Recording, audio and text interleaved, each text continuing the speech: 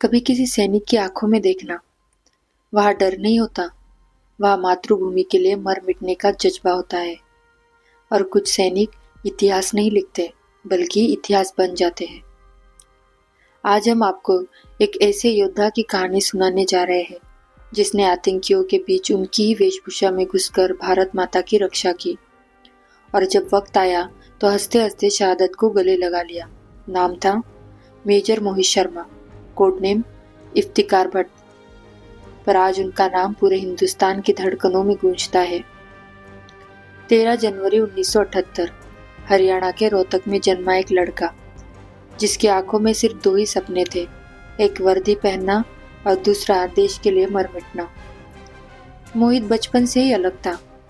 जब दूसरे बच्चे खेलते वो किताबें पढ़ता, युद्ध, इतिहास और देशभक्ति की। जब बाकी लोग आराम करते वो दौड़ता, खुद को तपाता। उसे सिर्फ एक मंजिल चाहिए थी, भारतीय सेना। वो एनडीए पहुंचा, फिर आईएमए पहुंचा, और फिर एक दिन उसने वो वर्दी पहन ली जिसके लिए उसने अपनी हर सांस कुर्बान कर दी थी।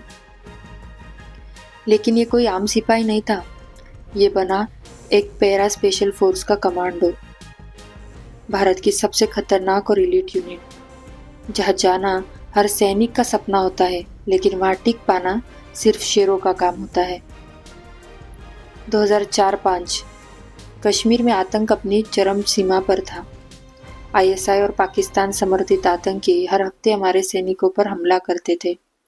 सेना को चाहिए था एक ऐसा कमांडो जो दुश्मन के बीच जाकर उनकी नस नस की जानकारी लाए, और चुना गया मेजर मोहित शर्मा को। उनका नाम बदल दिया गया। अब वो मोहित नहीं था, अब वो था इफ्तिकार भट्ट, एक कश्मीरी युवक।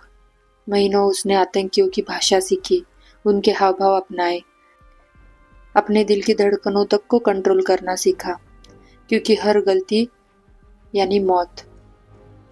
वो आतंकियों के बीच रहा, उनके भरोसे को जीता, और धीरे धीरे एक एक करके भारत सरकार तक गुप्त सूचनाएं पहुंचाने लगा।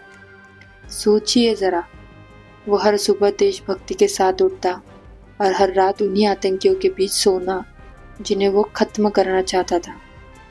ये बहादुरी नहीं है, ये पराक्रम था।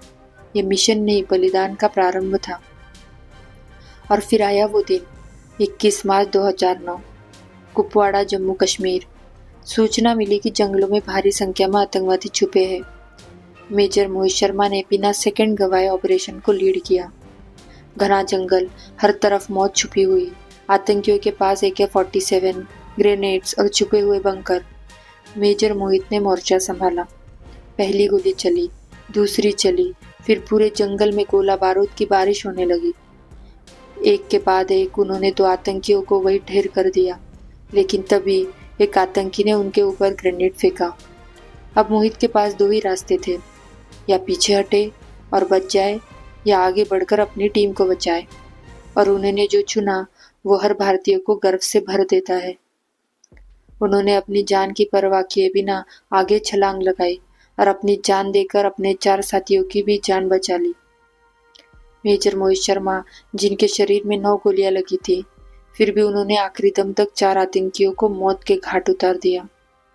उनका शरीर वही गिर पड़ा, लेकिन भारत का सर हमेशा के लिए ऊंचा हो गया। मेजर मोहित शर्मा को मरणोपरांत मिला शौर्य चक्र, भारत का सबसे बड़ा तीसरा वीरता पुरस्कार। उनके बलिदान पर न केवल सेना बल्कि पूरा देश रोया। उनकी याद में बनी मेमोरियल गैलरी, उनकी गाथा स्कूलों में पढ़ाई जाती है, और उनके नाम से देश में कई मार्ग और संस्थान चलते हैं। 2021 के गणतंत्र दिवस परेड में उन पर आधारित स्पेशल टैबलोट ने हर आंख नम कर दी। ऐसे योद्धा इतिहास में बार बार नहीं आते। मेजर मोहित शर्मा एक नाम नहीं, एक प्रतीक है, देशभक्ति, साहस, बलिदान और समर्पण का। आज वो हमारे बीच नहीं है, लेकिन जब भी कोई सैनिक सरहद पर खड़ा होता होगा तो उसे मोहित शर्मा जैसे वीरों से प्रेरणा मिलती है।